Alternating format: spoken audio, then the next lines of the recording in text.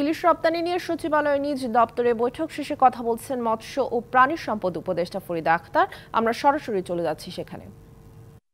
দিয়েছে অনুমোদনটা দিয়েছে, যেটা ভারতের যারা মৎস্য ব্যবসায়ী এবং বাংলাদেশের মৎস্য ব্যবসায়ী তারা একটা অনুরোধের প্রেক্ষিতে এটা বাণিজ্য মন্ত্রণালয় দিয়েছে। এর সাথে মৎস্য ও প্রাণী সম্পদ মন্ত্রণালয়ের কোনো সম্পর্ক নেই।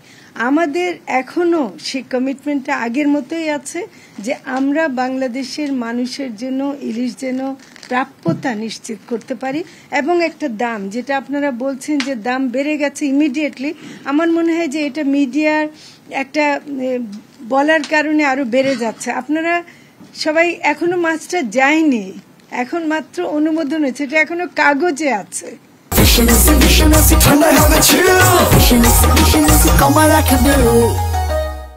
এটা এখনো যায়নি।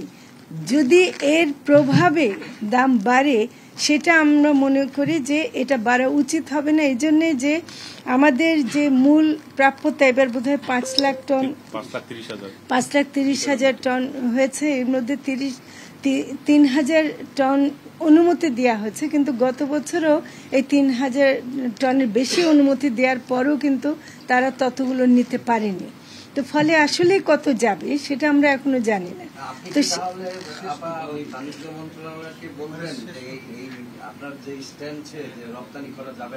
আমি রপ্তানিটা